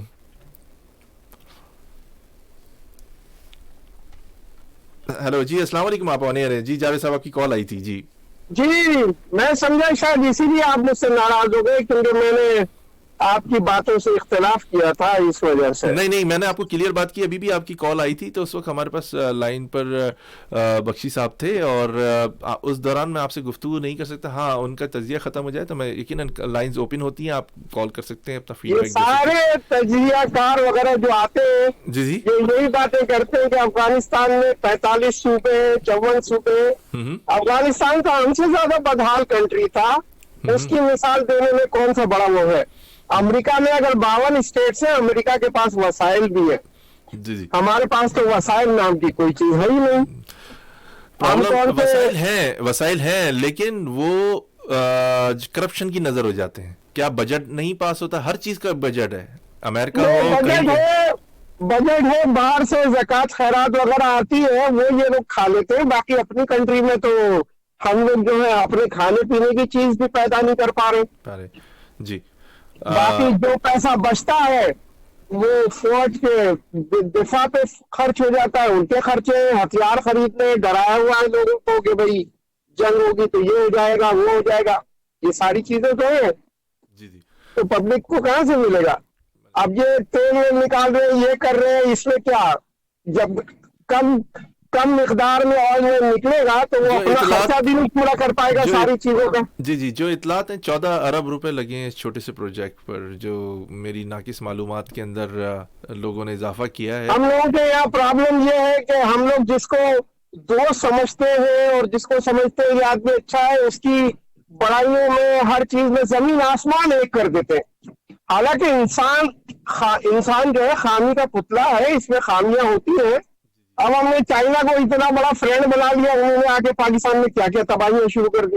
पाकिस्तान के कानून को वो मानते नहीं, पाकिस्तान की औरतों को खरीद के ले गए, क्या क्या नहीं कर रहे। बहुत अल्लाह माफ करे कि बहुत बड़ी ये ट्रेजेडी है पाकिस्तान में, खवातीन ने शादियां की। इमरान खान को आसमान पे चढ़ा दिया, वो भी इंसान है, उससे भी गलतियां होती है। जी। समझो क्या हमें पाकिस्तान में वसाइल है ही नहीं, ना उसमें इतनी काबिलियत है कि वो मुल्क चला सके। इस चीज को समझना चाहिए लोगों को। वही इमरान खान ऐसा करेगा तो वैसा हो जाएगा, वैसा करेगा तो वैसा हो जाएगा। जावेद साहब, बात ये भी है कि लोग इतने फेड अप हो चुके थे करप्शन से, महंगाई से, इतनी चीजों से, मगर ये तो डबल करप्शन करने लगे। सारे मुल्क तो इनके वही है जो पुरानी पार्टियों के थे। कुछ लोगों को उम्मीदें वाबस्ता हो गई थी कि ये हुकूमत आएगी तो लोग तो हर से उम्मीद कर लेते हैं। अल्ताफ भाई से कितनी उम्मीदें लगा ली थी कि बस ये पता नहीं हमको आजाद कर देंगे और पता नहीं क्या कर देंगे। अल्ताफ भाई ने बोला अपने घर का एक बच्चा मुझे दे दो, फिर देखो मैं तुम्हें बताता हूँ मैं क्या करूंगा। पता चला वो बच्चा उन्होंने मरवाने के लिए मांगा था। जी, बहुत शुक्रिया जावेद साहब आपकी कॉल का। प्रोग्राम सुनते रहिए, एंजॉय करते रहिए। आपने मेरी उल्टी सीधी बेकार किस्म की बात नहीं, आपका फीडबैक है और बहुत शुक्रिया जनाब आपकी कॉल का, थैंक यू सो मच। सामीन, आप सुन रहे रेडियो टीवी प्रोग्राम ए जिंदगी, आपकी जानी पहचानी आवाज़ तौसीफ सिद्दीकी आपसे मुखातिब था। हमारे दरमियान में इकरा शहाब थी, आपने जहांगीर खान का खूबसूरत नातिया कलाम सुना, और परवेज़ बख्शी साहब थे हमारे दरमियान में। परवेज़ हारून साहब थे जो एजुकेशन पर उन्होंने बेहतरीन तज़किया किया और जो नेगेटिव बातें बताई कि क्या वजह है कि पाकिस्तान के जो तालीमी इदारे हैं या तालीम का जो शोबा है और तालीम जो है वो क्यों बदहाली का शिकार है सिंध में।